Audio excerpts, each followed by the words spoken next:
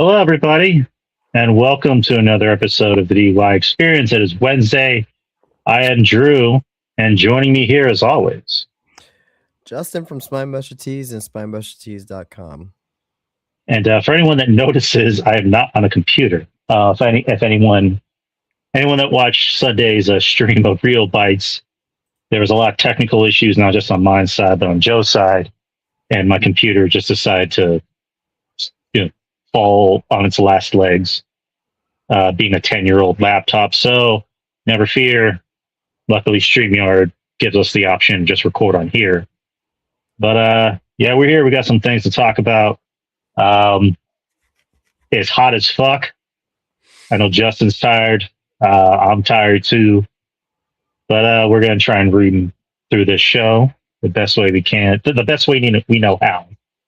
Because we do got some things to talk about, because it actually has been a pretty busy week in the week of wrestling, as far as like interesting news topics and some debuts. So also someone that Justin is rather chummy with made their debut yet last night. So let's start things off. Well, I don't know what that means. Well, your boy Zilla. Okay, yeah. Yeah, he debuted. Yeah. Well, yeah, I was just like, well, no, it's just like I haven't heard the phrase chummy before, so I was just a little confused. Right. But he did make his debut, but we'll get to that right before we start off with the big promo last Friday on SmackDown, setting up the big match between CM Punk and Kevin Owens. The first time these two have ever really crossed paths or really had a match. And I actually do have a transcript right here, because I kind of want to go over it. So the show opens with Cody Rhodes, who's pissed off about Randy Orton after Randy Orton screwed him at SummerSlam.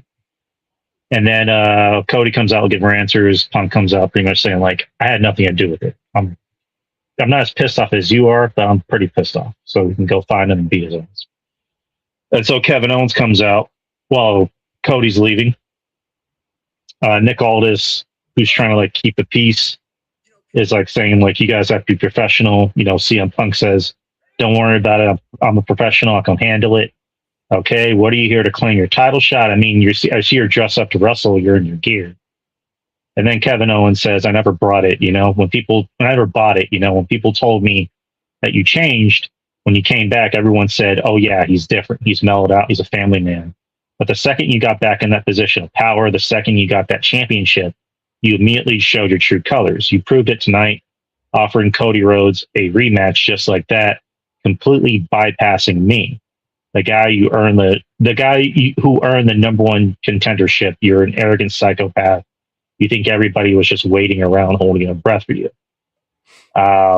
And then Kevin Owens says, I'm far from done, but I should thank you, because you show me what not to do, what not to become, how not to treat the people around you. You show me that somebody's ego can get so inflated, they actually start believing that crap that comes out of their mouth when they call themselves the best in the world. Dude, you must be so lonely on that pedestal you put yourself on. Thank you. Because seeing what you've become has made me determined not to let this business turn me into a miserable piece of shit like you. And then they shove and they get separated, and that was, the gist of the promo. Get to the back, and then Kevin Owens announces when he wants his match, which is in 2 weeks in Toronto, not on a pay-per-view, just on a random episode of SmackDown. So all that build up, and we're just going to see this match in 2 weeks. But let me start with the promo. I really like the promo. I thought it was good shit. Kevin Owens can't go wrong with Kevin Owens. Can't go wrong with Punk. I mean, these two have a history, which is weird because they never really had a match together. I know there's the whole thing Kevin Owens talked about when he was in Ring of Honor, and Punk got mad at him about something that had to do with a T-shirt, and then the whole thing with Colt Cabana, where Colt Cabana, while they were having a trial or while they had a lawsuit with WWE, he went to go have pizza with Kevin Owens, and Sami Zayn. So that's what caused the friction with Punk and Cabana. But I really dug the promo.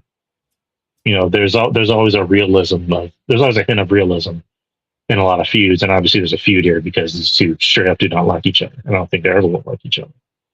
But they're obviously putting their differences aside to make this feud work. And I obviously want to see the match. I just wish it was at a bigger. I just wish it was on a bigger stage. That's all. But what'd you think of the promo? That was a very good promo between the two. It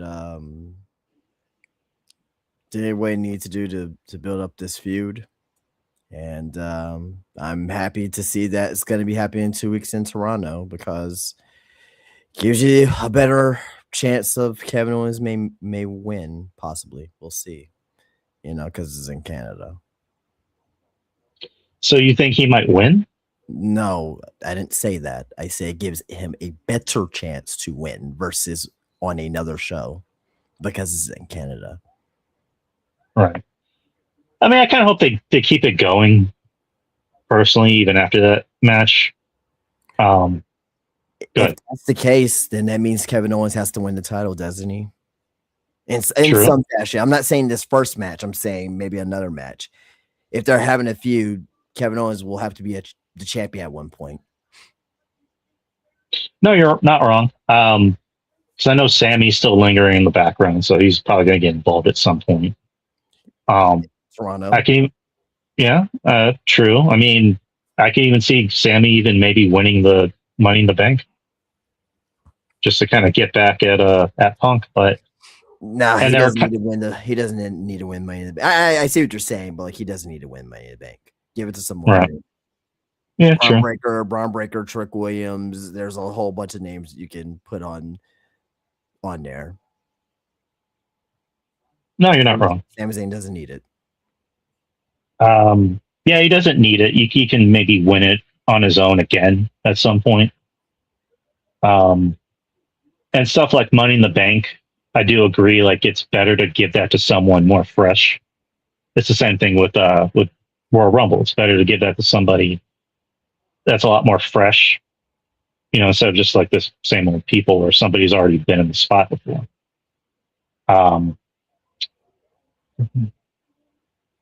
But as for the rest of SmackDown, you got to the main event, which was Fatal Influence. Was it Fatal Influence? Fatal Influence, no. Yes.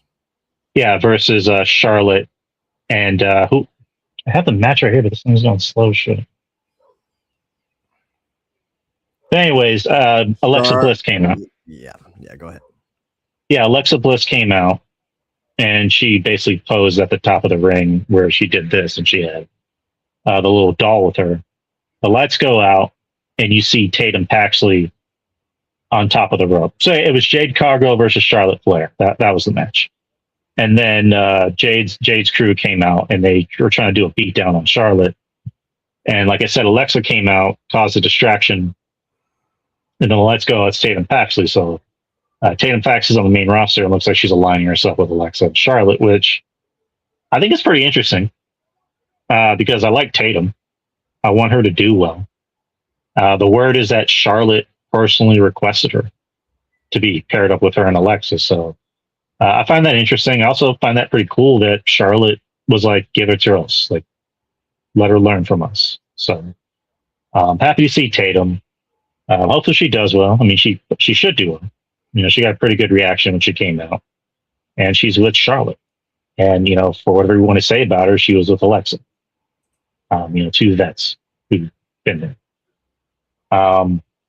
Then you had the Randy Orton and Cody promo where Randy just told Cody, like, listen, this was your fault. You told me, you gave me permission to be the Viper. You gave me permission to be like this. So I'm going to make it my mission to make sure you never win a world championship again. And, you know, Cody had more vigor in him. And I always said with Cody, he's at his best when he has more fire to him. When he's not doing the same, you know, mundane by the numbers promos. When he has a lot more oomph to him, that's when he's a lot more interesting to listen to. So him and Randy continuing this feud makes sense.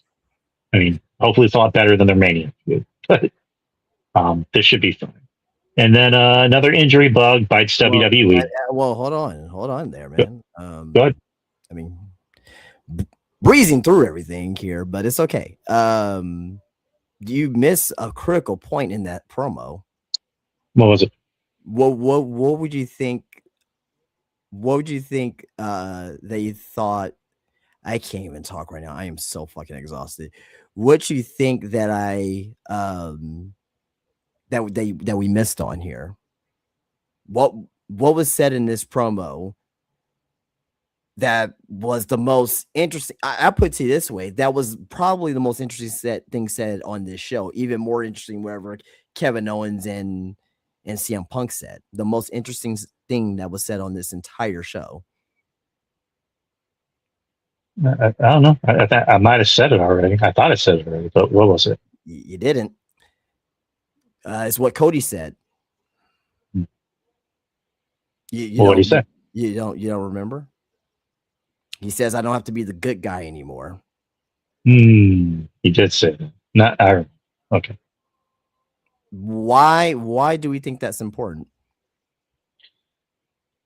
In my opinion, I might be wrong, but I think this may set up a potential Cody heel turn. Possibly. Mm-hmm. Possibly. I won't say this could set up a heel turn, but this could be the seeds that can lead towards that in the future. Mm-hmm. Very much so something to look into. I'm not saying that he's going to turn heel. I don't think he should turn heel right now at this very moment. But it could be something that they can call back to at a later time. I thought that was the most important thing from SmackDown. You're right, because like if you're going to turn one of your biggest baby faces heel, it needs to be like, it needs to feel genuine, needs to be gradual. You can't just do it right off the cuff. You have to like really plant the seeds, like you said. And, for the past 2 or 3 years, Cody's been fucked with by a lot of people he considered his heroes. The Rock, Cena, Orton. He kind of had a thing with Punk, even though they're still kind of friends, but he still doesn't trust Punk. So I think all roads kind of lead back to Punk for him to be a heel again. But we'll see. But SmackDown, to me, I think is kind of overtaking Raw as being the better show. You have better talent. You look at their main event talent; it's stacked. I don't agree with that, but I think Raw the last 2 weeks has been I won't say a way better show, but I'll say this. I think both shows are improving, so that's a good thing. But I just think, and I think that SmackDown's main event scene is better than Raw, but I don't think that equates to it being a better show overall. I think Raw from top to bottom is a better show. All right. It's just personal taste, for me. I think SmackDown's a little better. Not to say that Raw hasn't been improving. I do think Raw has been improving with a lot of their storylines and also their talent, but that's just me. Again, really nothing much else happened on SmackDown. You had Baron Corbin, who retained against Trick, and then Carmelo Hayes came out and attacked Baron, so Carmelo's kind of back in the spotlight, which I guess is good. And like I was mentioning earlier, Chelsea Green got hurt. She on her orbital bone, to which she gave it was during a tag match with her and Tiffany versus Fatal Influence. Lanny Reed, I believe, fell on her. Yeah, it fell on her face. And again, just second time someone's gotten hurt wrestling these girls, because Brie Bella got hurt, during the tag match. So, Chelsea announced on her social media that, it is a broken orbital bone. She's not sure to the extent, like how serious it is. From the way it sounds, I don't think she'll need to relinquish the title. I think she's good enough to maybe just come by and do promos, which I think that's good enough. But yeah, it does suck. If she has to relinquish, that's the dumbest thing that they can do right now. That's number one. But also number two, it will just show favoritism. Yeah, true. Yeah, because what was Rhea's injury again? She had a broken injury. Oh, okay, yeah. Right now she has a torn, I believe a torn meniscus, but but she also had a broken orbital bone, but she didn't have to give up her title during her particular title reign when she broke her orbital bone. So that's what I'm saying. It'll be favoritism if Chelsea has to do that. I mean, you're not wrong. And Rhea's still champion, by the way, too. So, right. It's an intern. Well, on SmackDown, they announced Chelsea as the women's champion. They didn't say interim women's champion. Did they say that they strip Rhea of her championship? So as of right now, for what I'm seeing, Rhea is still champion. Yeah. I mean, I feel bad for Chelsea because she worked her ass off for that spot. And again, I hope it's just one of those things of just like, we're not going to strip you of the title. You're just going to do promos. That's it. So I thought it was a stupid idea to just have like a tag match and then have her lose. I don't know. Fucking know. No, I mean, it was retarded. Yeah. I mean, I've said before. She can't be Rhea Ripley as far as like a world beater beating everybody. She's not. That's not her, right? But her losing her very first match is fucking stupid. Yeah, that's bad booking. That's terrible booking. Like, do not have this girl lose on her first match, even if it's a non-title match. Like, I mean, it was a title match, but it wasn't for her title. That's what I meant. But that was SmackDown. So we're gonna move on to Raw real quick. Just kind of go over that. So the show opens with Solo, who, again, Solo in the crowd talking shit. And then Jay comes out and talks shit and pretty much just says, like, you better watch who you're talking to. You know, you and me are going to wrestle tonight. If I beat you, I'm going to drag your ass back to the tribal chief next week myself. And then Solo says, like, but if I beat you, you and this family need to leave me the hell alone. And then Jay does his new catchphrase, the warning shot, which I just find stupid. And then Solo's just in the back, like, pretending that he got shot. I'm like, you guys all right? And then he, like, does the whole pew pew thing. So that was kind of funny. Yeah, I said before, like, Solo is over. He's more over than he ever has been. And what's WWE's answer to that?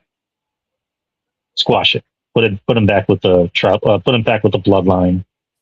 Have Jay beat him. And yeah. So did they say that he's back in the Bloodline? He pretty much is, because Jay's going to drag him back to the not the tribal chief for Roman next week. So I mean, we'll see what happens, you know. But I really don't think it's a to me, I don't really think it's that big of a deal. I still think Solo can still be Solo, and there's a new version of Solo in this group, and I don't know. Yeah.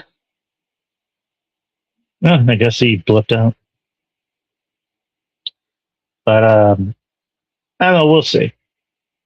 Especially with the inclusion of Zilla showing up on NXT, who knows? Maybe there could be like a 3-on-3 match with those guys versus Roman and the Usos. Justin. All right, next is you had Penta versus Laredo Kid in a tournament match to determine who's going to go on to face Roman Reigns in Mexico on Raw, which is a very, very, very obvious bracket because you have Penta at the very top and you have Rey Fenix at the very bottom. So it's going to end up being Penta versus Rey Fenix in the finals. And then Penta is going to wrestle Roman in Mexico on Raw. So Again, I'm fine with it. Yep. All right. So I was getting to the next match, which was Penta versus Laredo Kid. This is the tournament to determine who's going to face Roman in Mexico in September. So El Grande's not in the tournament, which I kind of figured because it's like, isn't this guy going after the Mega Championship? Still fucking stupid, but whatever. But who's the biggest baby face in Mexico right now for AAA? El Grande. So that explains everything. He should be in the fucking tournament. Period. Yeah. But you look at this tournament bracket, it's very obvious who's going to win and who's going to be in the finals. It's going to end up being Penta versus Ray Phoenix. I certainly hope so. But you know what, too? I know why they put this tournament together. I know why El Grande is not in it. I understand. I want El Grande to be in because I think it makes him a bigger star going forward. Because I don't think Penta really needs the rub. But I understand why it's Penta possibly going to the finals, most likely. Yeah. Well, it's September, so. I mean, yeah, Penta versus Roman should be a good match, even though we know Roman's going to win.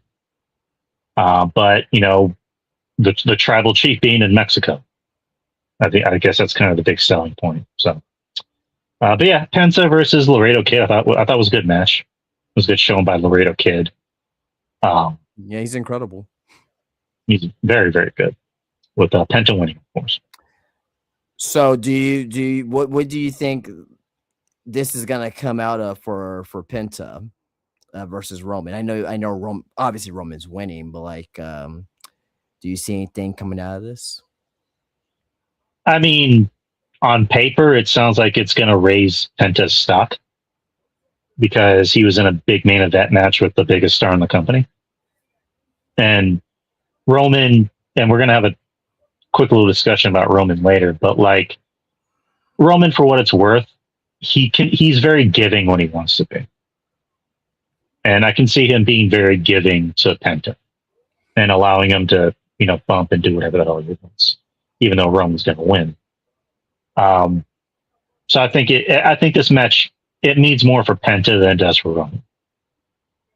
Well, I'll just say it. I think after the match, obviously Roman's going to win. He's going to beat down Penta. Ray Phoenix comes out. The Usos, who is going to be at Worlds Collide, you're going to see the Lucha Brothers versus the Usos at Worlds Collide to go up against the AEW. There you go. There's that. Worlds Collide, that's at the end of the month, right? Or when's that? Yeah, well, Worlds Collide or Triple Mania, one or the other, wherever lines up around that time frame. I don't know. All right.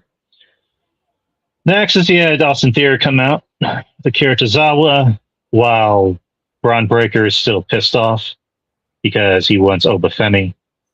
The match means nothing but the moment of Braun wanting Obafemi. And he does come out, and they have a stare down, but everyone gets between them, and the whole time Braun's just, you know, smiling and talking shit to Oba. So we're setting up that match. I mean, obviously Oba's the bigger guy, and I'd say Braun's not a big guy, but Braun's, you know, smaller in height. But he's a Steiner, so Steiners are naturally just feisty and they don't give a fuck. This is gonna be a fun match. I really want Braun out of that group and just have Braun going back to being a singles guy and a badass. Because he's kind of been neutered since the Punk feud. Like, they don't really have much for him to do. And hopefully this leads to maybe like he just spears the shit out of everyone in that group. Babyface Braun. I think they're going to turn babyface. Yeah, that makes sense. So, again, hopefully this leads to him getting the fuck out of that group. You had Stephanie McCoy, who made a return last week, as did Becky, and they had a promo together. And I would say Becky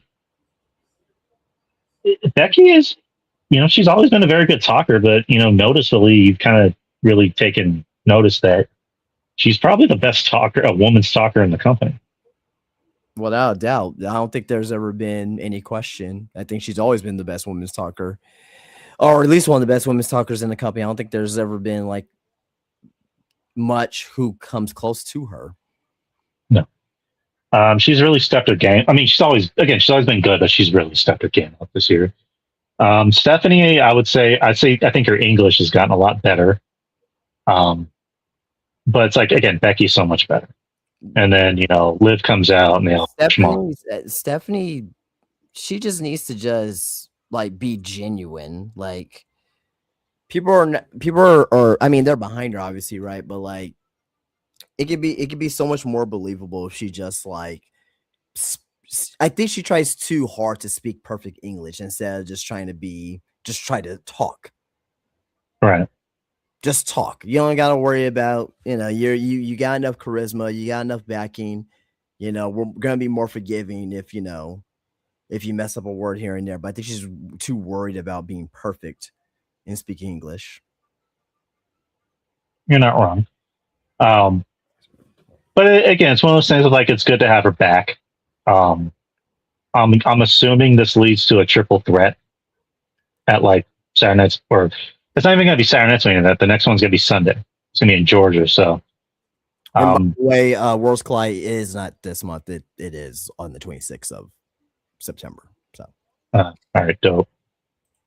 And Liv's new gimmick is that she's kind of a psycho. Like she's very psychotic. It just comes out and just beats the shit out of people. So I guess that works for her.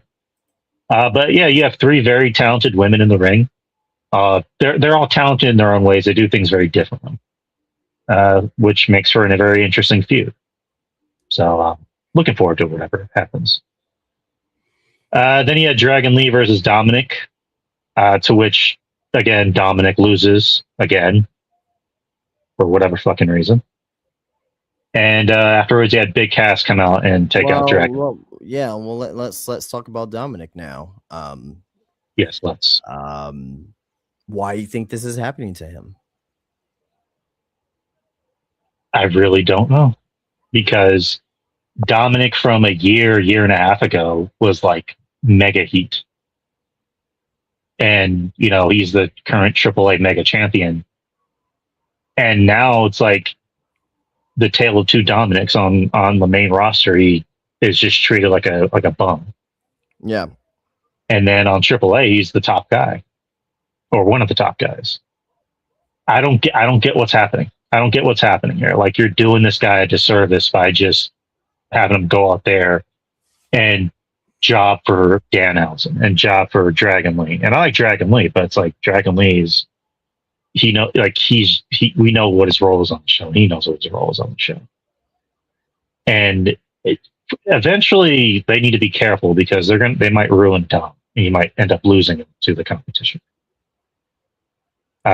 They might lose him to who? The competition. What competition? The competition. To who? AEW. He ain't going to no fucking AEW. I'm just saying. I've seen crazier things happen. He ain't going to no fucking AEW. Look, is he being mistreated right now? Yes. Can you see him? What would Tony Khan do with a Dominic Mysterio? I think he will. Well, yeah. He will attempt to push the shit out of him, but at the end of the day, he's going to do what Tony Khan does. But he also has a big checkbook. What is the main thing in AEW that they're known for? Not pushing certain people the right way. No. I'm just talking about how can I word this? What is AEW known for according to them? According to them, the company of AEW. What do they say that they're most known for? You know it. We're the best wrestle. Yes. Is Dominic Mysterio of that caliber of a pro wrestler in ring? He could be. Okay, is he a Swerve? No. Is he a Omega? No, but he could be. No, you can't. If you put him in the ring with the right people. No, you can't. No, you cannot. Anyways, I guess my point is they need to stop fucking up with Dom. I agree with that, but you can't say that he may be lost to the competition if they don't even know what the fuck to do with fucking Bobby Lashley. If they don't know what to do with fucking what have they done with Bobby Lashley? Bobby Lashley was a main eventer, in WWE World Champion going up against, Brock Lesnar. This motherfucker, he can't even like go after a singles title. Can't even go after the TNT Championship. Yeah. I don't know either. Like, how do you fuck up a Bobby Lashley? So my point is, if it's work rate that they're worried about, Dominic Mysterio, if he were to go over there, he'll be great heel. He'll get heat. Fantastic. He'll be over. But we know what Tony Khan likes. He wants high work rate wrestlers. Dominic Mysterio's not going to be that for them. Just not. So let me ask you this: why do you think they're fucking up with Dom? Because he's not respected in the locker room. Not to his peers, but to the personnel backstage, to Triple H, to Michael Hayes, to all the suits and ties. He's not respected. Why do you think they don't respect him? Have you seen his booking in AAA? Yes. He's respected in AAA. He's respected by The Undertaker. The Undertaker will go up to him and ask him, or not ask him, will be like, hey, this is what we are doing tonight on the show. Instead of him going to Raw and having call time at 2 p.m. and being handed a script and saying, hey, get your lines ready for tonight. He's respected in AAA. He's not respected on the main roster right now at this point. Well, no, I guess, in your opinion, why do you think Triple H doesn't respect him? Because of the fact that so I will say this, Triple H is very wish-washy. He gets bored. Bored. Sure. What about Braun Breaker? Braun Breaker should already be a perennial main eventer already. No questions asked. Right? Mm-hmm. Why is Tiffany Stratton going down the tubes now? When she was, doing, great things about a year and a half ago, right? Look, you can just see on how they utilize him. Why do you think that Triple H? Why do I think that Triple H doesn't respect him? He lost to Dragon Lee. He's the Triple H champion. That's why I'm saying that. Not rocket science. When people see this, it's not rocket science. You can just clearly watch and see. You can see that creative and management does not respect Dom Mysterio. Creative and management does not currently respect Braun Breaker. Creative and management does not respect Tiffany Stratton. Creative and management for a while, up until recently, didn't respect Chelsea Green.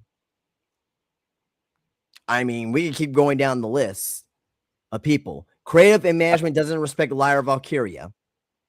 Mm-hmm. Bailey. We can keep going down the list. I mean, they still have a hard-on for Seth and any of the Samoans and Rhea. That's true. However, they are larger than life characters too. I'm not saying that these other people are not, but what I'm saying is that, and I'm not saying one's right over the other, right? But you can't say, like, for example, someone like a Seth Rollins, right? Which I know you don't like right now for one reason or another. I still don't understand why, but you can't remove him or put him down the card in essence for another particular wrestler who may not be fully ready yet. You need to have these both guys up high right now. The only wrestler that they are really, really putting a rocket strap up their ass right now is Obafemi. Mm-hmm. And even that right now, I won't say, I'm not saying he's getting stale, but again, if you were to ask me right now on this day, August 12, 2026, if it's Oba versus Roman Reigns at WrestleMania, it's the same trajectory for Obafemi where he's not losing anything, he's not looking weak in any fashion, I will have Roman Reigns beat him. I just do. Sounds about right. You just have to. You know what I mean? But you need to like Javon Evans, like he doesn't. Ethan Page, I mean, Ethan Page should be a little bit. I mean, I think perhaps he may win the Intercontinental Championship. I think that may be a position for him, right? It's like really just Obafemi and Penta are really the only newer guys that they really are focusing on, as far as having them in prominent positions for the males. And for the females, Stephanie. Maybe at the moment, because they are the new flavor of the week, Fatal Influence, but we're gonna see how that, we'll come back to this conversation in November and December and see where that is, because if JC Jane ain't getting the fucking women's championship or at least the United States championship, then it's like, what are we doing? United States championship's better for her anyway, so, but it's like, what are we doing now? Trick Williams lost the United States championship. What are they gonna do with them? Do you think Trick Williams is going to go up or go down or stay in the middle? It's like, I mean, I would hope he goes up. No, you're hoping. You got high hopes. You got high hopes. What's going to happen? I don't know. I don't see. Do you see him in the main event scene right now? I hope he's in the main event scene, but you gotta use your head. What's the main event scene on SmackDown right now? He ain't gonna be in the main event scene. Currently it's Punk and Owens, but who else is it? Sammy, Randy, Cody, Gunther. I'm sorry, being number 7 and 8, you're not gonna be in that main event scene. I'm sorry, you're just not. There's only so many spots. You're not in the main event scene, Trick. Not right now. You lost the United States Championship to Baron Corbin. Now, y'all may have a triple threat. There may be a situation there. Then if he doesn't win that back, guess what? He can only go down. He can only go down. You know what I mean? He can only go down. It's like, come on, let's.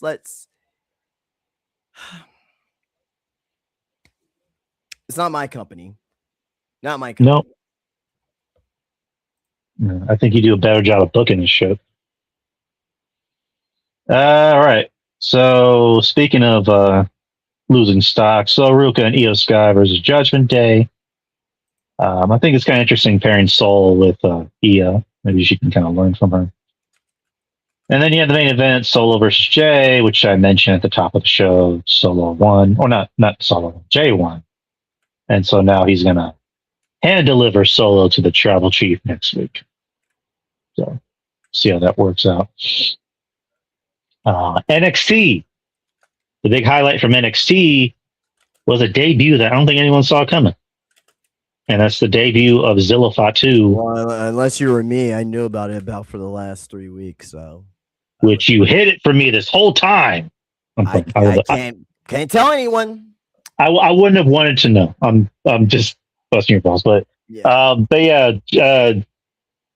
Zilla was recently here in town. He was at SpineBuster Tees with Mr. Justin over here, and again, I wouldn't want to know these things. I'll give you the background story. I was supposedly told from his brother, who was there for the meet and greet, and basically, after the meet and greet was over, I kind of told him, I was like, hey, good luck with everything. I said, I know that he is most likely due to start in WWE soon.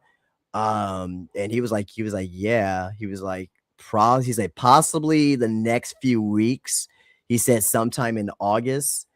But he was like, look, like once he starts to lose some of his titles because he had the fourth world championship there um, from West Side's Gun promotion, and he had the House of Glory, one of the House of Glory titles there too as well. So as I saw they lost that House of Glory championship to Amazing Red on, I think it was Friday. Yeah, it was on last Friday. I was like, oh, he's gonna be in WWE soon. And I did mention to them in person. I was like, I rather for him. And I told this to I told it to him briefly, but I also told it to one of his his entourage members. His name is the Godfather. He was my favorite person there, by the way, too. he was awesome. He calls himself the Godfather. Very, very, very, very cool dude. I was like, look, I said, at the end of the day, I know it's WWE's decision to place him where he's gonna be. He was no selling me. He was like, oh yeah, I don't know if he's gonna be in WWE. I was like, stop it. Like you're not talking to a casual mark here. Like I know he's going to WWE. But I say if it were up to me, I will put him in NXT so that way he can better showcase his talents first, and he can be a very focal point on that, in that division where he can become the NXT champion at some point, and he can get his accolades very early on. And then once it gets up to the main roster, like it'll be like a huge deal. So luckily that's where he's starting off at. And wish him all the best. Hopefully Crib does him well. So he's a Samoan, so I think he'll do fine. But he made his debut on NXT in the main event between Cruz Montana and Grayson Waller, which was a number one contenders match. To see who would face Tony D'Angelo. During the match, you saw somebody jump over the guardrail and slide into the ring. I thought that was pretty cool how he just slid into the ring. And the whole place went nuts because I don't think anyone expected that. Like in the age of social media, it's always cool whenever you have these debuts or surprises that even like the smart marks don't know about. So he came out, attacked both guys, and had a stare down with the champ. So again, cool. That was a big moment. NXT's main event scene, I think, just got a much needed shot in the arm. It's in NXT. We talked about this, maybe about like a month ago. I'm like, this NXT men's main event is like the worst it's ever been. Now it's back into a very good spot. So, you now over the course of a couple of weeks, you now have Tony D'Angelo, who's the champion. You got Grayson Waller. You got Mike Santana, and now you got Zilla Fatu. That's a very good core right there. Very good core. And Grayson Waller, like he did that infamous, as soon as I say infamous, but like he did that promo last week where he just shot on everybody in the crowd or shot on everybody in the locker room, kind of doing his own pipe bomb, which good for Grayson. I like the fact that he's kind of ditched the weird basketball boxing look. And, he's wearing tights, which maybe get better color tights, but that's kind of a little nitpick. He can talk. He has personality. He's not a terrible worker. So I'm interested to see what he does in NXT. Oh, before I know. Come on, Drew. You gotta stand on your two. So is he bad in the ring, like you said that he was, or is he a good worker? Said was. So what's different? So what's different between him now? He's doing the same exact moveset. He's not doing anything different. I think if he's in NXT, he can work with better talent. All right, man. If you put him in the ring with, like, when you were pairing him with freaking Austin Theory, he was boring in that spot. But now he has a chance to work with better talent. That's not.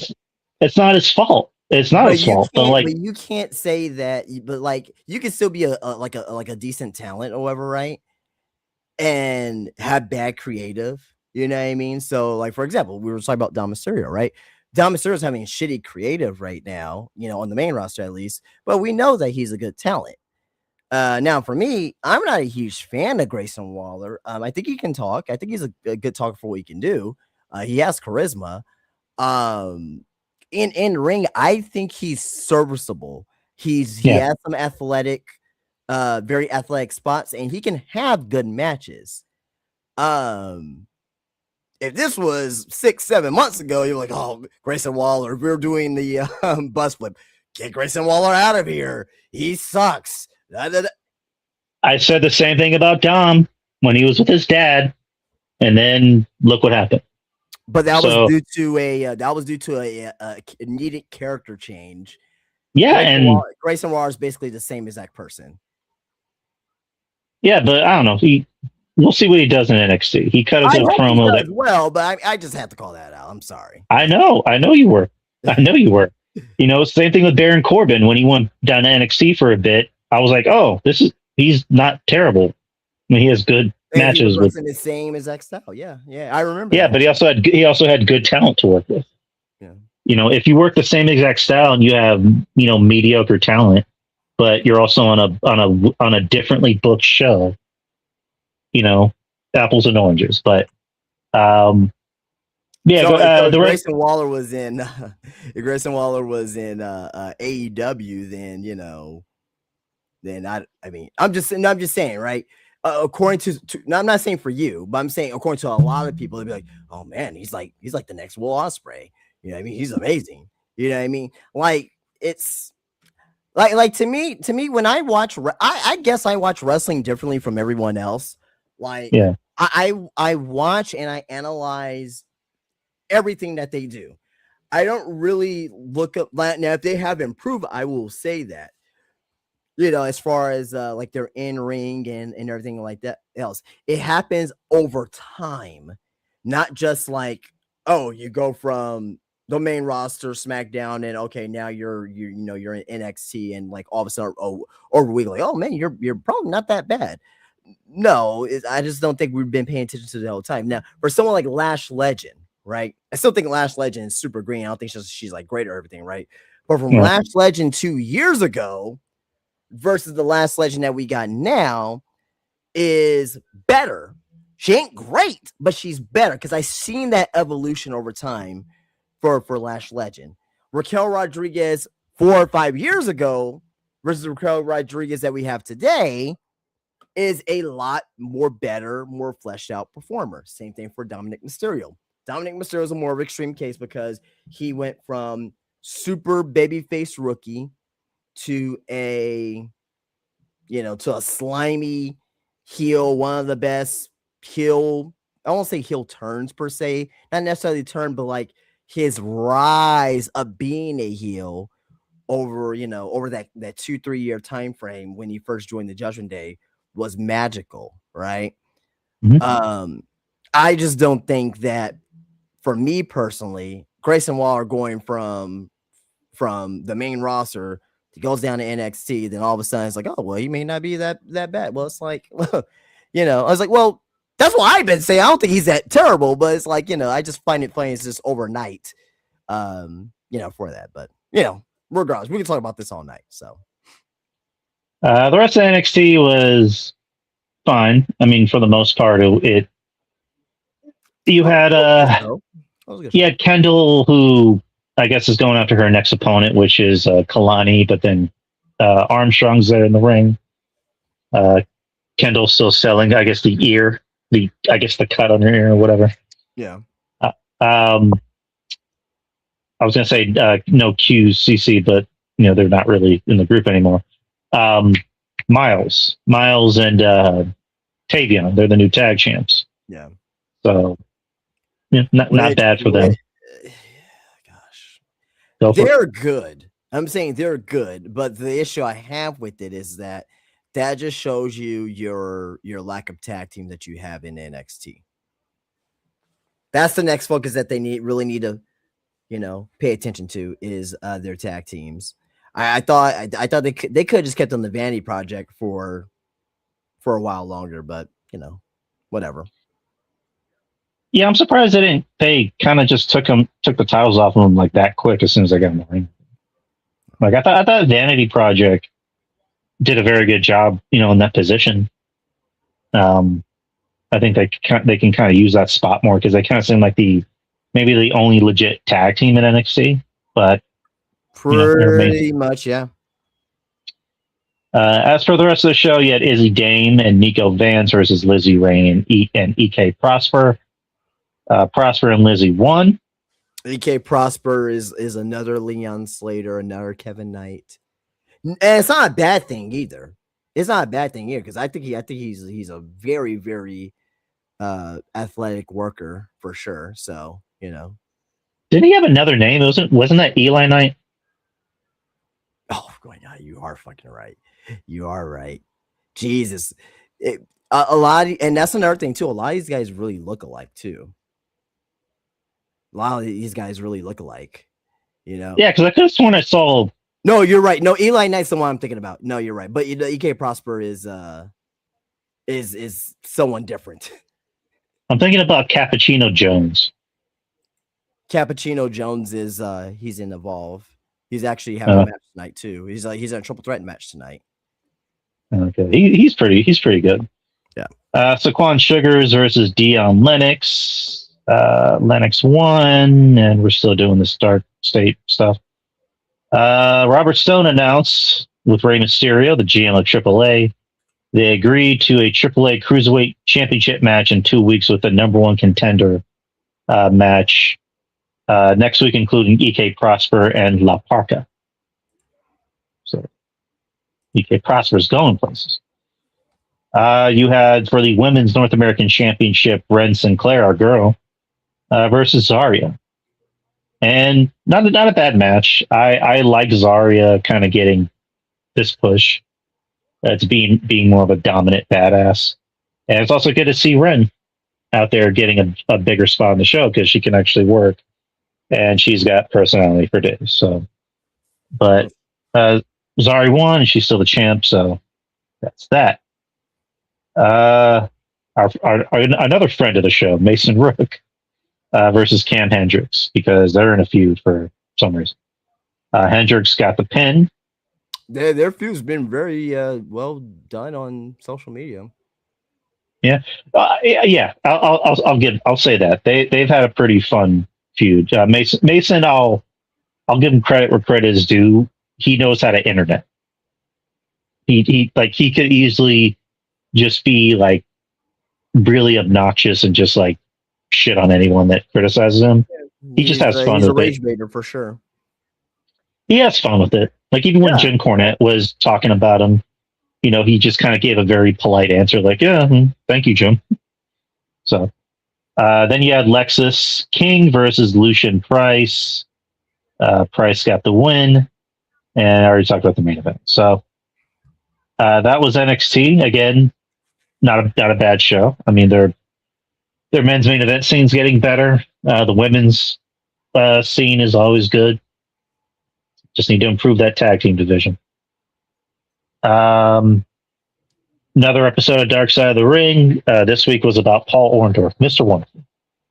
What do you know about Mr. Wonderful, Justin? I know a lot about him, a ton about him actually. What did you learn from the episode?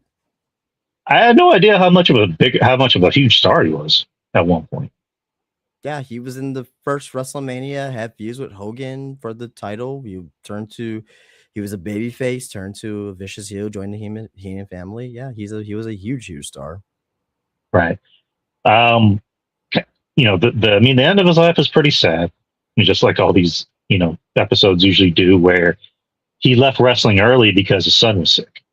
Like he didn't leave wrestling early. He was wrestling in fucking 1999 on a fucking WCW pay-per-view. Well, no. He left WWF. He left WWF in like 80 something, like at the end of the 80s. Yeah. Because his son was sick. There was a possibility he wasn't there. I want to say he left in maybe 87, man. Like he just no-showed Vince. There WrestleMania 4 or 5. So right. He no-showed Vince, which is a bad thing to do. But he retired from wrestling for a little bit and opened up a bowling alley, to which all the money he saved over wrestling, the guy that he gave the money to help out with this pretty much took all of his money. So he was forced to go back into wrestling, and he went back to WCW. And they had this gimmick where he forgot who Mr. Wonderful was, and they brought in some like TV psychic from the 90s. Gary Spivey, I think it was. Yeah, like Paul Orndorff was like, psychic Gary Spivey. Like he had to sell it. Gary Spivey. I don't know why but yeah. I'm surprised they didn't bring up the story about him beating the shit out of Vader while wearing flip-flops. Which they did bring that up on the Vader documentary, but I still think that's a funny story. Just Paul Orndorff just stomping him wearing flip-flops. And then later on, he became an agent, for WCW. He worked at the power plant and, watched the future of the company. And then they wanted to bring him back to wrestle for one night, to which he didn't want to do, but they're just like, well, we want you to do it. And so it was on a pay-per-view. I believe it was Fall Brawl. And he was teaming with the Filthy Animals versus Mark Jindrak, and there's a bunch of other guys. You're talking about the Impact player, not the Impact players, that's ECW. Fuck. Well, Chuck Palumbo, I think that was one. I know the name of the faction. I'm just Natural Born Thrillers. There you go, Natural Born Thrillers. Which that was Shane Douglas, right? Or no? No. Natural Born Thrillers. That was Chuck Palumbo, Sean O'Hare, Mike Sanders, Reno, and there was someone. Oh, Mark Jindrak. You have a much better memory than me. So during the match, that was my era, Russo era, WCW. Yeah, I blocked that out for obvious reasons. So during the match, Orndorff goes for his very famous pile driver, to which he does to one of them, with really no effort at all. He tries to do it to Jindrak. Almost, he positioned himself to where he didn't drop Jindrak on his head. And also, let me kind of backtrack a little bit. So during the 80s, he had like a nerve injury to his right arm. And basically, his right arm was a lot shorter than his left. He lost a lot of mass. Yeah. So fast forward to this match, he tried to do the pile driver to Mark, but Mark's like kind of a big guy. And so he couldn't pick him up. He couldn't pick himself up the first time. So when he did it, Paul had to position himself to where he didn't drop him on his head. But in turn, Paul hurt his own neck. And this was live on a pay-per-view. So he had to be carted out. And that was kind of the end of that. And then years later, he had dementia and throat cancer. And his son had talked about how he was trying to get him to live with him because he knew his mom wasn't properly taking care of his dad. And then obviously COVID happened, and that kind of really made things hard for a lot of people because for whatever reason, his son wasn't listed as next of kin. And even with the mom saying that I don't want to take him, the hospital was like, we're not going to do it. Like, we can't do it. And so I don't know if you remember this. His son actually recorded his dad while he was in the hospital. And his son was saying a lot of wrestlers got mad at him for it because, like, why would you do that? Right. In turn, that actually brought attention to the right people, which was social services, because they actually helped him bring his dad home. And so his dad ended up living with his son, for the remaining years of his life. And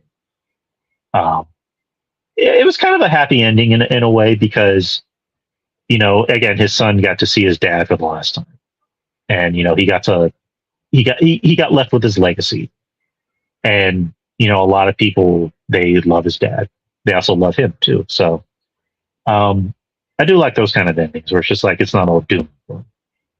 But he did kind of get a raw deal, the whole financial situation with his bowling alley. But at least he got to, at least he didn't die alone. That's kind of the better part. That's kind of the best part of it. But yeah, it was a good watch.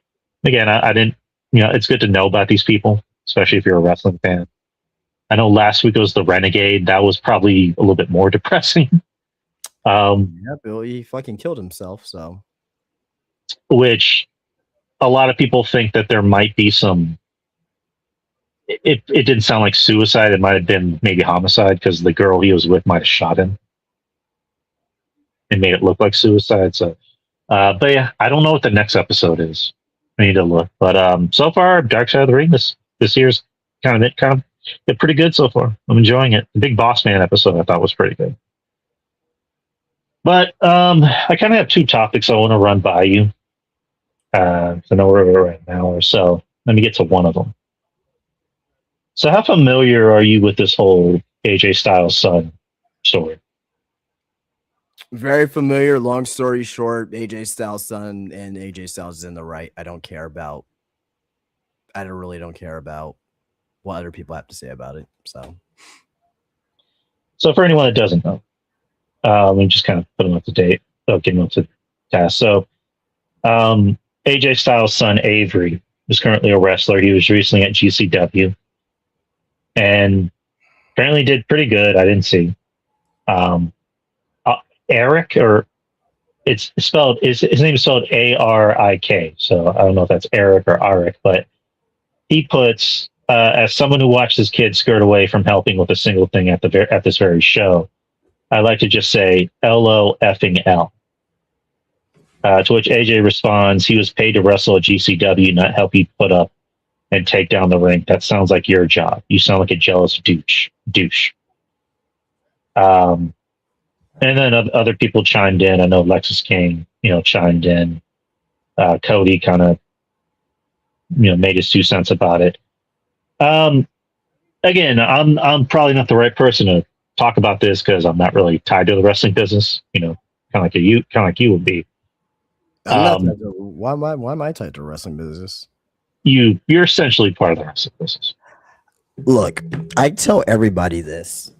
I am not part of the wrestling business. I own a wrestling shop. I have no affiliation with the wrestling business whatsoever. I just own a wrestling shop, and I happen to commingle with wrestlers and promoters. I'm not part of wrestling business. I probably will never be part of the wrestling business. Me saying I am part of the wrestling business is a disgrace to the people who are actually in the wrestling business. I'm not part of the wrestling business. I'm not. All right. I just want to make that clear. I don't want anyone to say that, well, Justin, he said he's what. No. Just because I own a wrestling shop does not make me part of the wrestling business at all. No offense. All right. That's a disgrace to everybody who actually laced up the pair of boots, to everyone who actually sacrifice their lives, whether in ring or mentally, whatever. I'm not part of the wrestling business, not whatsoever. So I don't want that to be brought up again. All right, I won't bring it up again. Yeah, this story I think is just a nothing burger. I mean, if you're somebody who's a part of it, you might feel different. I mean, if you're someone who's in the business, you might feel differently about it. For someone like me, I just don't really see the big deal in it. I do kind of think maybe AJ should have smartened his son up a little better for somebody who has been in it as long as he's been in it. I mean, but I don't know. Maybe that's just me. But I do kind of hope his son doesn't get that inflated ego that a lot of young kids in the business get, or a lot of nepo kids get. Just this simple. He is not contracted to GCW whatsoever. He was brought in and paid for by GCW. He is not going to fucking set up shit. Period. If you reached out to him, you got him booked for the show, and he is the main draw of that particular GCW show. If this were a situation where they reached out to GCW and like, okay, yeah, we'll put your son on the show, then yes, but you're not gonna tell AJ Styles' son to step a ring. You're not gonna tell Eddie Guerrero's daughter to step a ring. You're not gonna tell. I mean, I can go down the fucking list of whatever, but you're not gonna tell these people to step the ring. Sorry, buddy, that ain't gonna happen. And they already paid their dues already, believe it or not, but just by being AJ Styles' son. He already paid his dues just by being his son. Period. So yeah, I mean, I'm agreeing with you. If no one doesn't understand that, you can go fuck right off. I don't give a shit. Yeah, at the end of the day, this is already becoming a nothing burger because eventually AJ's kid is going to be in NXT, so he already has his future lined up for him. So, all in all, this is nothing. This is a nothing burger, and I'm already seeing people starting to forget about it. So, I forgot about it. The morning after, I didn't really care about this story to begin with. It doesn't change anything. It's nothing. Is really nothing that this shouldn't really even be a topic, really. But whatever. I just want to get your mindset on it. I do have one more thing, but I kind of don't. Well, no, since I already got that. So this is kind of something else. It's been a nothing burger. Well, maybe not as much as the AJ's kid thing. This is more just a topic of discussion. Yeah. Mainly from two podcasters. So Conrad Thompson, he does the podcast with Eric Bischoff called 83 Weeks. Conrad, I'm not his biggest fan, but this is kind of one of those situations where I had to kind of go. I actually kind of agree with him. He talked about the main event of SummerSlam with Seth Rollins, or between Roman Reigns and Seth Rollins. So he said, "No, this is coming off Roman Reigns' SummerSlam main event with Seth. That was the best thing on either night of that show. They had an excellent match, as Roman did with CM Punk at WrestleMania this year. That match was even better than the SummerSlam match. But this was the quote. I'm going to give you a hot take that's going to annoy you. I know this isn't a wrestling term; it's a music term. But Roman Reigns is what music would call an industry plant. I don't think if Roman Reigns disappears tomorrow that WWE's fortune changes at all. They push Roman down our throats. When people talk about their favorite match ever, how many people list a Roman Reigns match? How many people list their favorite promo as a Roman Reigns promo? He just flies in, takes 12 minutes to get to the ring, wrestles kind of the same match, does it really, really slow, gets his hand raised, and he moves on. He's Goldberg if Goldberg worked more than 10 minutes. And Bischoff kind of echoed the same sentiments. So that's, there's a lot more, but I don't want to read the rest of it because I know we got to close it out after this. But again, I'm not the biggest Roman fan. I will say he is probably, not even probably, the most protected. And to say anything's overrated is subjective, but I will say he's the most protected star in the company, probably ever in the company. I don't recall Cena ever being this protected. I don't know if maybe The Rock was this protected. Triple H, I don't recall being this protected. Well, he was, but for different reasons.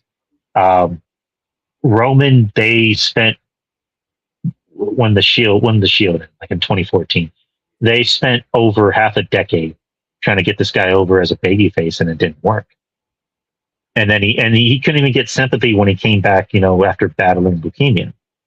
Like those fans. That's harsh. No, I'm being honest. No, I'm not that's harsh, man. No, because he was getting good reactions when he came back from leukemia.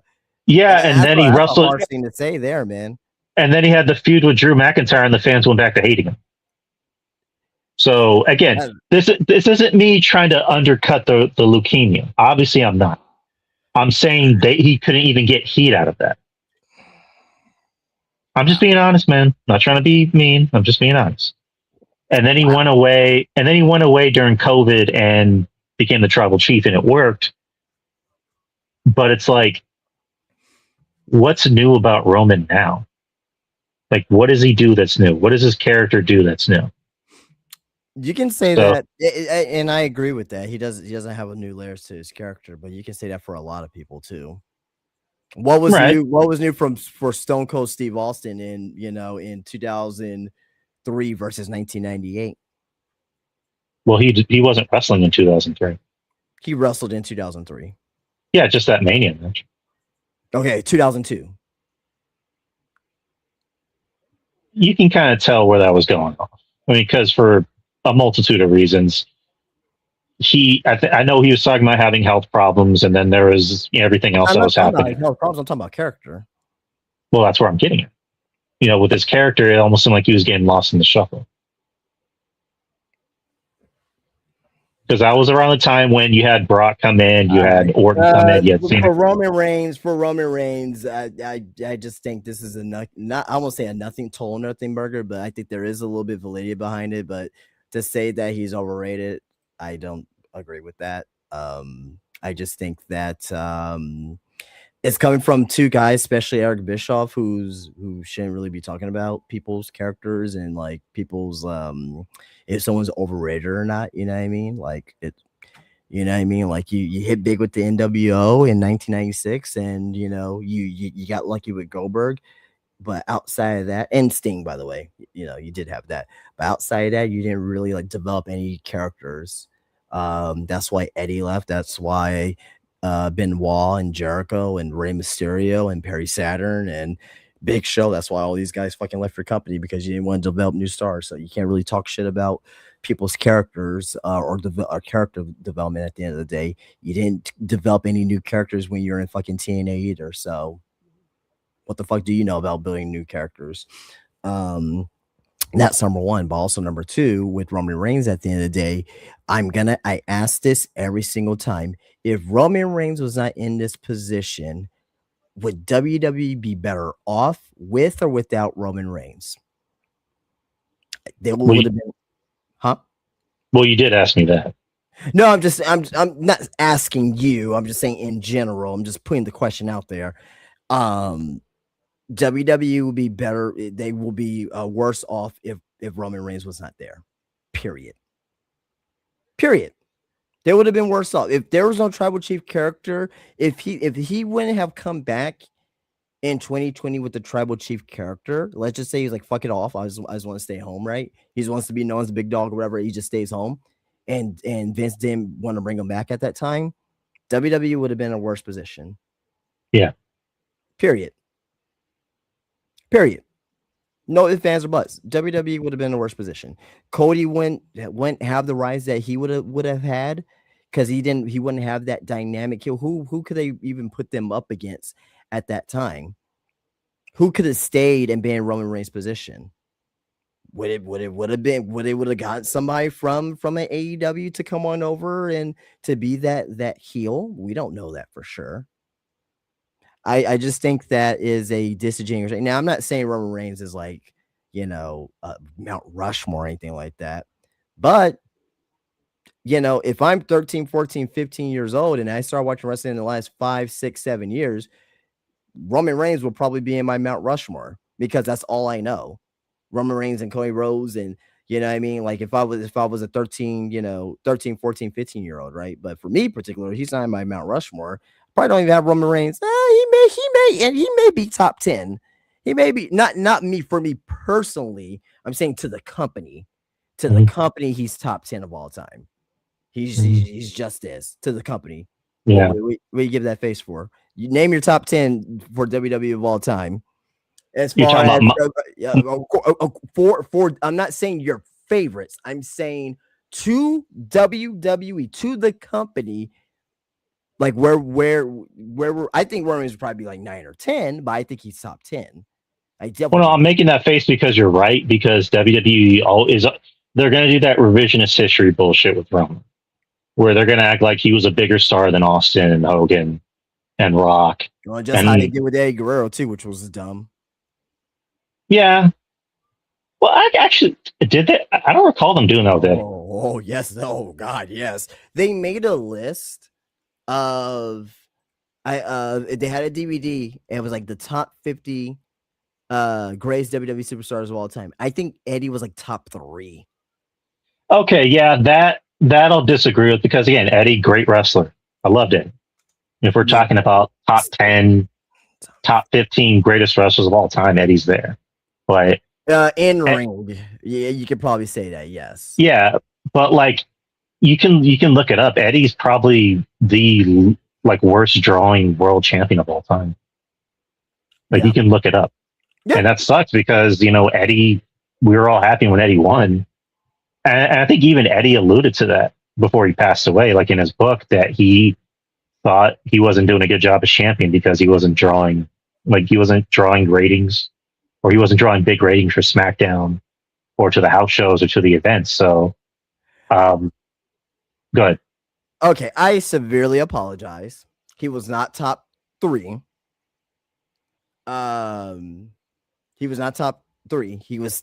I'll give you the top 20 just according to that DVD. To the DVD, I was gonna give you the top 20. I'm just gonna run through it. We're not gonna talk about it. You know what I mean? Number 20 was Jerry Lawler. Number 19 was Edge. This was 2010, by the way. So if you don't hear guys like Roman Reigns and Seth Rollins, that's for obvious reasons because it was 2010 DVD. John Cena, all that, right? Yeah, because John Cena's not even on this list, and this is 2010. Oh no, yeah, he's here. So 2010, number 20, Jerry Lawler. Number 19, Edge.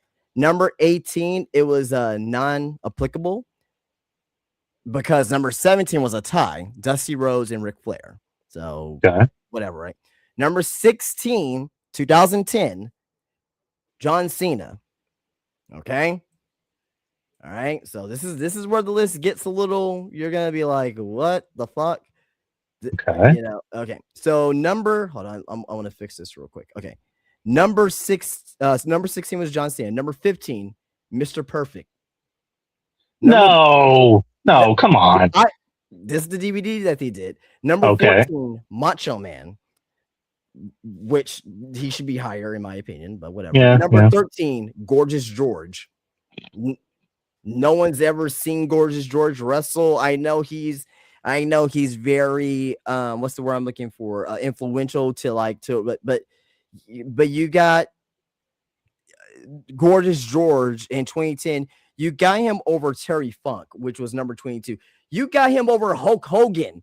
Hulk Hogan is 23. We hate Hulk Hogan, but I will be remiss to say that if Hulk Hogan's not top 3, come on, what are we doing?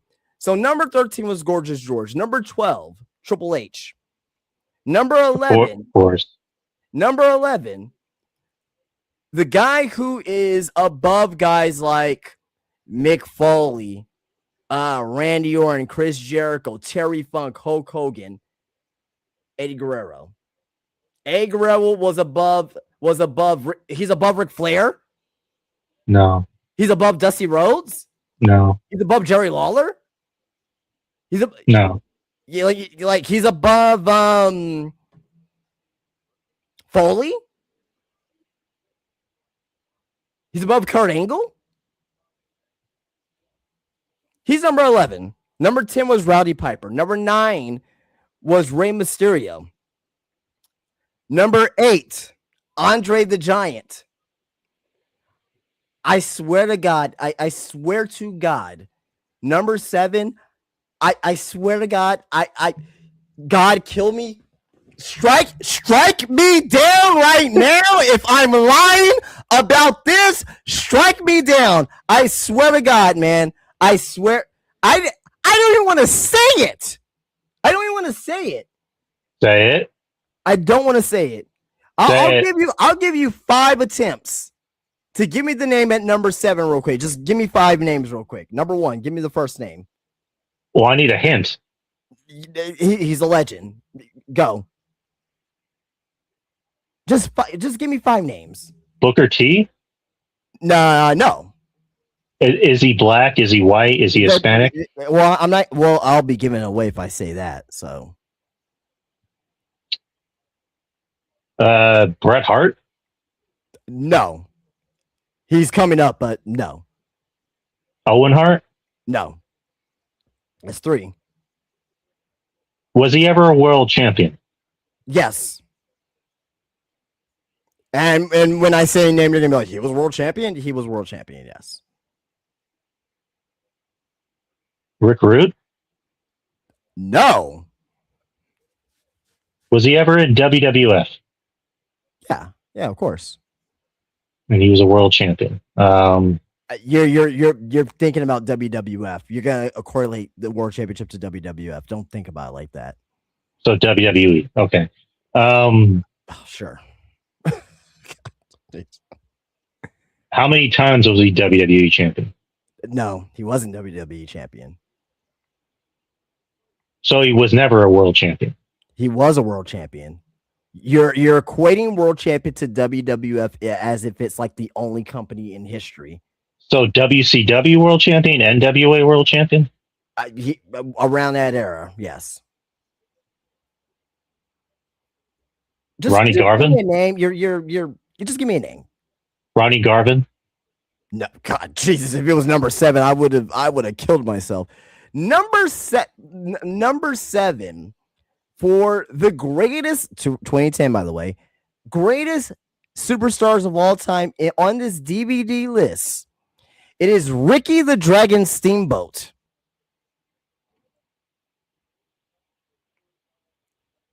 Ricky the Dragon. He's not top. He's not. No, top, I know. He's not top 50, bro. No, I know. You got him over guys like Superstar Billy Graham. You got him over guys like Kurt Angle, Mick Foley, Jimmy Snuka, Iron Sheik, Randy Orton, Chris Jericho, Bruno Sammartino. He's over guys like Hulk Hogan and Terry Funk and Lou Thesz and Jerry Lawler and Ric Flair and Dusty Rhodes and John Cena. 2010, by the way, still. Macho Man Randy Savage. He's over guys like Triple H, Eddie Guerrero, Roddy Piper, Rey Mysterio, even though I don't think Rey Mysterio is top 10, but the fact that he's over Rey Mysterio is blasphemous. And Andre the Giant. He's not number 7. What are we doing? What was this company doing back then? Number 6 was Harley Race. And arguably from that era, if you see him as a top 10, sure. I wouldn't have him over Ric Flair. I wouldn't have him over Andre the Giant. I think this is to WWE as I go back and say, because this is about Roman Reigns. I don't see any list where I put Ricky the Dragon Steamboat as the 7th best WWE superstar of all time for a man who's never won the world championship in WWE. He was the NWA champion, yes. He beat Ric Flair at Chi-Town Rumble 1989, yes. But he was never a WWE world champion. He was Intercontinental champion for 3 months, 4 months. Lost to the Honky Tonk Man, and number 6 is Harley Race. Number 5 is The Rock, 2010. By the way, number 4 was Bret the Hitman Hart. Number 3, Stone Cold. Number 2, The Undertaker. Number 1, Shawn Michaels. Yeah, I would put Austin at number 1, but okay. It doesn't matter. You could put Austin number 1. You can put Taker number 1. Shawn Michaels, to me, like, he's one of my favorites of all time. I don't think he's number 1, but if he's number 1, sure. The Rock number 1, Andre number 1, Cena number 1 nowadays. You know what I mean? But no one. Who else? Bruno Sammartino number 1, the longest reigning champion of all time of any wrestler of any caliber, male wrestler, not female, because Fabulous Moolah, stranglehold that title for forever. But the fact of the nature is that you got Ricky the Dragon Steamboat fucking number 7 on this fucking list, and you got Eddie Guerrero number 11 on this list. You got not Rey Mysterio, Eddie Guerrero number 11 on this list, and you got Ricky the Dragon Steamboat number 7 on this list. Is fucking the most dumb, retarded shit I've ever seen for a WWE DVD. On that note, that's a good way to end the show. But my point is, going back to Roman Reigns real quick, I think Roman Reigns is a top 10 WWE wrestler of all time. To the company. Yeah. Again, to the company. I mean, you can put Bruno, you can put Cena, you can put Hogan, Austin, Rock, Roman, Shawn, Bret, Taker, and Andre. I think that's a solid top 10 there. You know what I mean? So, all right. What do you think? What do you think about all this blasphemy? Well, which part? The list you just talked about, or just in general? Just in general. Again, it's just it's revisionist history. WWE. Anytime there's a new top guy, they're gonna do revisionist history. I mean, I'm pretty sure they're gonna do it with Oba. whenever he, gets to where he's going to get, they're going to be like, oh, but it's a bigger star than Andre the Giant. And they're going to do all that shit. So it's only a matter of time. They did it with Becky a while ago, where Becky was like the top, like they did a list on Bleacher Report a few years ago, and she was like in the top 10, and she was ranked over like legends or whatever. So, and not to mention on this list, this was 2010. The heat between WWE and Brock Lesnar was at its fucking high point. He wasn't even on this list. Makes sense. So, yeah. I mean, that's how WWE is always going to be.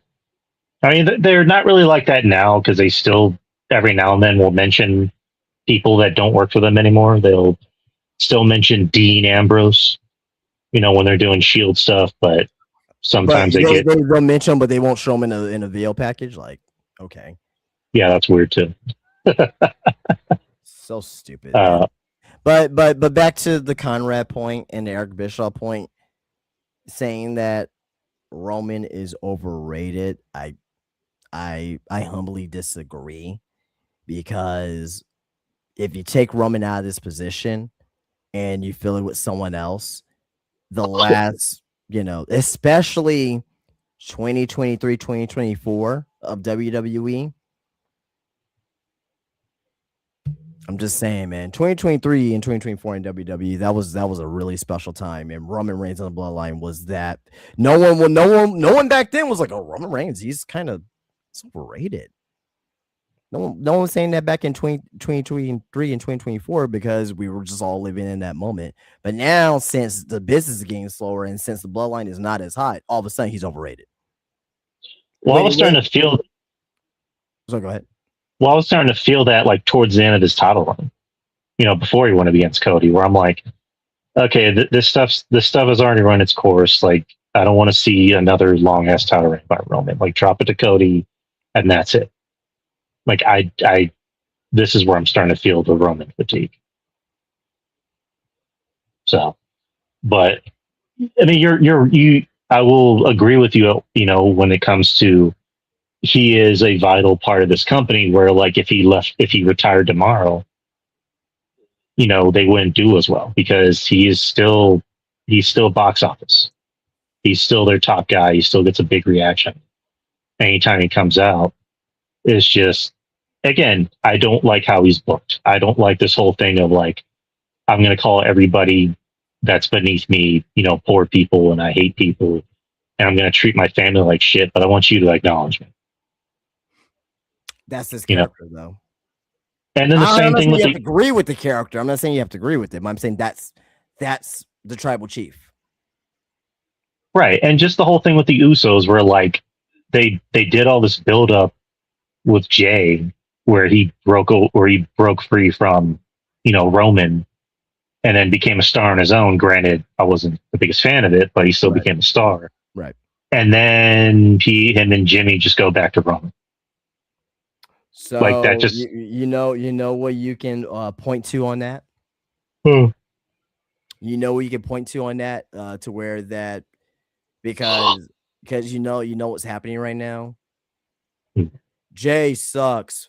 Fuck Jay. Fuck Roman. Fuck the Bloodline. This is stupid. This is a stupid story. Why are they doing this again? Aren't they not creative? I fucking hate these guys. These guys should burn. I'm just giving examples, right? You know where you can point to for this? Creative. Paul Levesque, Triple H. That's the point I'm making, is like, we need to talk more about not, I'm getting fatigued with Roman. No, it is, what the fuck is creative doing with such and such? Just like we talked about earlier. What is creative doing with Dominic Mysterio? What is creative doing with Braun Breaker? We have to have that same dialogue when it comes to everybody. It has to be the same thing. It can't just be like, Roman sucks. So, I'm not saying that's what you're saying. I'm just saying just the example. Roman sucks. Well, okay, yeah, that's true, but Crib ain't doing him no favors either. He still has to go out there and do what's being done by Crib. Does he have input on what he wants to do in his stories? I'm pretty sure he does, but at the end of the day, it is up to creative to make that shit happen. Period. The pen is weak. WWE's pen is weak and is running out of fucking ink. It's been running out of ink for a long time, my friend. But on that note, that is the end of the show. We did 90 minutes even, and we got some shit out of the way. So thank you, everybody watching, whether it's on YouTube, Facebook, or Twitter. Of course, thank you to Justin. And yeah, just make sure you guys head on to the YouTube channel and subscribe. Leave a like and a comment. It helps with the algorithm. And you get shows like these. You get Wednesday, you get the experience, and also show note. Temporarily, we will be moving Real Bites to Monday at 6 p.m. Central Time because we got a lot of content coming out. We got the newest season of Reacher. X-Men 97 just ended. This Sunday is the premiere of Lanterns. So we wanted to move that out of the way so that way we can have a fresher take on Monday. What is Lanterns? What is that based off of? Green Lantern. Oh, okay. Cool. So it's basically like a season Hal Jordan, and he meets up with Jon Stewart. So he's basically just training him. And he meets up with who? Jon Stewart. The Black Green Lantern. You say Jon Stewart. Not the late night talk show host. I was like Jon Stewart. Like what? What kind of show is this? Okay, I got you.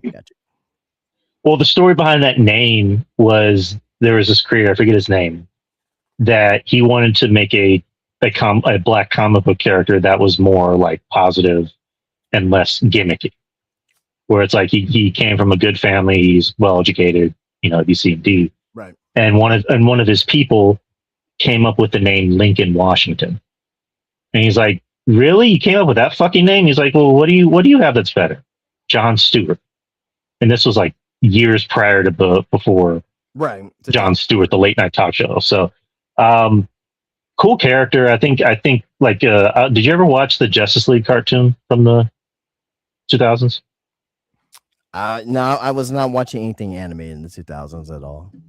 Okay. So basically, he was the Green Lantern for that generation because by that time, Hal Jordan, I think, was killed off in the comics.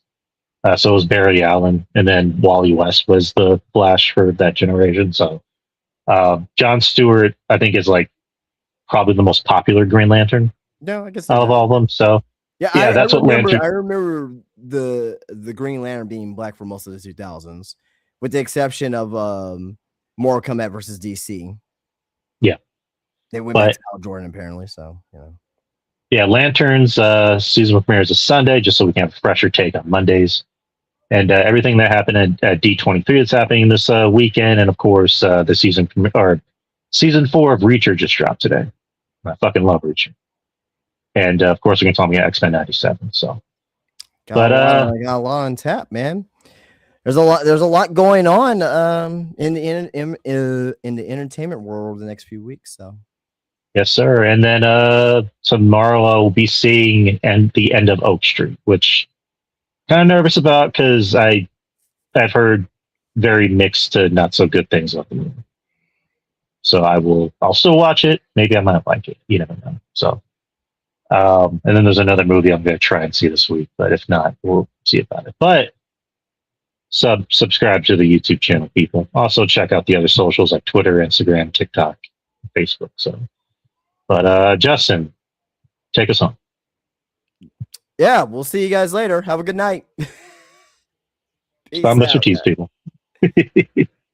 You just can't help yourself, can you? You just can't help yourself. I'm trying to do my boy a favor. SpineBuster Tees, people. Jesus, man. I want my store to burn down after what happened today, but whatever. Oh shit. Oh man. Well, yeah, whatever. Sorry to hear what happened. Anyway, guys, you guys have a great night. Catch us next week, but subscribe to all the socials, to his socials, and we'll get ourselves into that algorithm. So we appreciate you guys. See you guys next Wednesday. next Wednesday. Take care, my guys. My peeps. Peace out. Bullet Club for life. Goodbye. And good night, Ben.